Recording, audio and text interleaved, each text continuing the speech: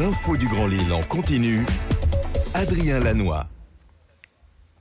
Bonjour à toutes et à tous, bienvenue sur Grand Lille TV en direct et en continu ce matin. Bon réveil à toutes et à tous, bon appétit si vous prenez votre petit déjeuner avec nous. 7h15 en ce vendredi 25 novembre. Avant toute chose, les prévisions météo du jour, les perturbations nuageuses vont nous quitter. Le ciel sera dégagé aujourd'hui, du soleil, du ciel bleu. Attention quand même, les températures vont baisser et surtout le vent de nord-est va se renforcer. L'air sera beaucoup plus froid aujourd'hui, n'hésitez pas à vous couvrir en sortant de chez vous. Les prévisions complètes après ce journal. Sur les routes, les accidents se multiplient sur la 23 et l'arrivée à Villeneuve-d'Ascq dans le secteur des 4 cantons. 3 accidents, vous le voyez matérialisés sur la carte à hauteur de l'Équin et dans la courbe de l'échangeur des 4 cantons à Villeneuve-d'Ascq vers Lille. Et soyez donc prudents dans le secteur. Et en règle générale, ailleurs, du monde déjà sur la 25 à hauteur d'Entier-en-Wep et de la Chapelle d'Armentières sur l'A1 également et la 22. Un autre point complet sur l'infotrafic après ce journal. L'information à la une, tout d'abord, ce sont les chiffres du chômage publiés hier soir.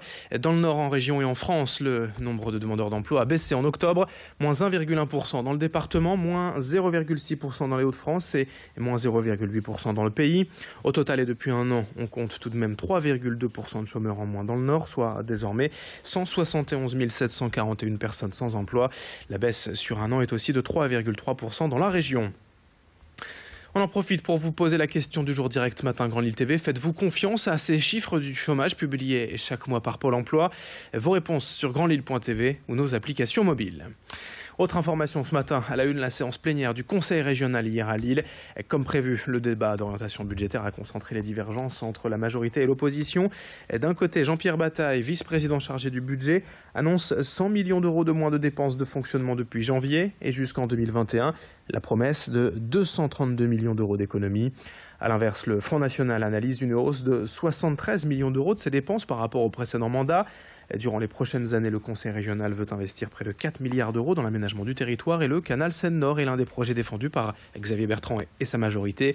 Explication à ce sujet avec le vice-président chargé du budget, Jean-Pierre Bataille. Le Front National essaie toujours de faire peur par rapport à des travailleurs détachés qui existent, qui ont existé sur certains chantiers, y compris régionaux.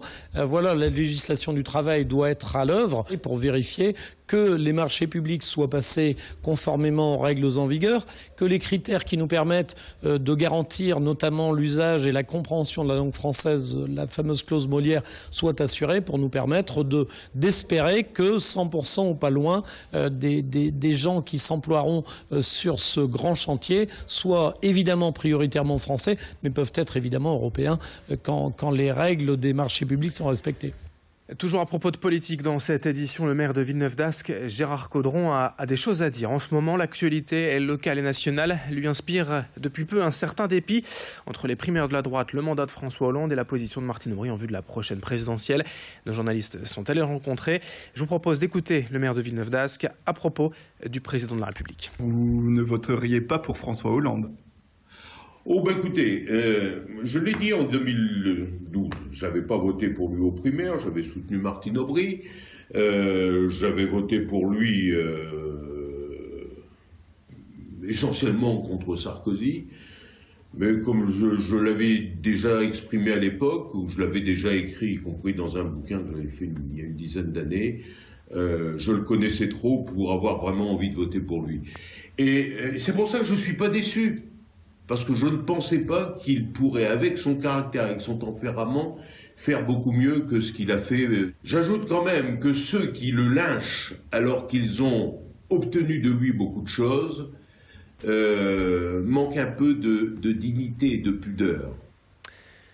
L'info en bref, les petits frères des pauvres du Nord recherchent des bénévoles pour leur traditionnel repas de Noël les 24 et 25 décembre. Il s'agit d'aider à la préparation du repas, de faire les conduites des invités ou encore partager tout simplement ce repas au domicile des personnes ne pouvant se déplacer.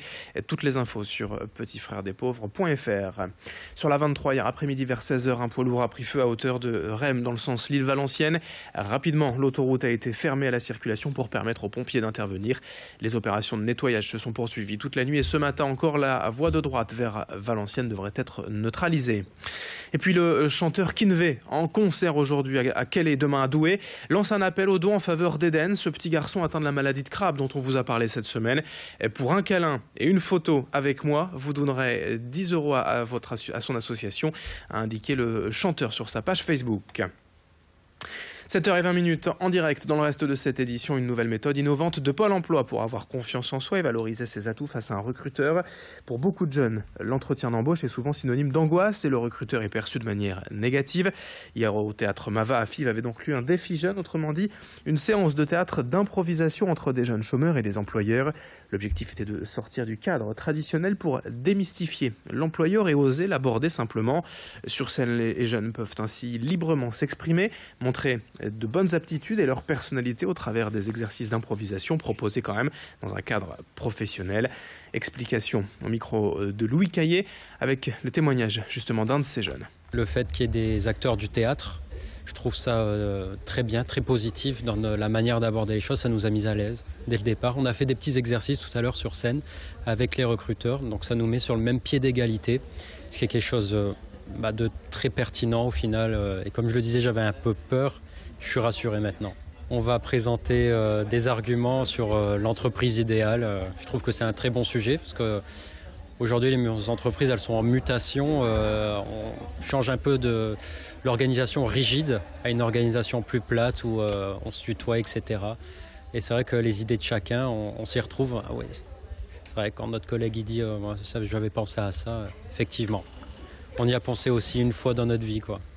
Et puis on termine avec l'agenda sport de ce week-end. En football en Ligue 1, le LOSC se déplace à Nantes demain soir à 20h, la première de l'entraîneur par intérim Patrick Collot. En basket, le choc de Ligue féminine, le SBVA accueille Bourges dimanche après-midi 15h30 au Palacium.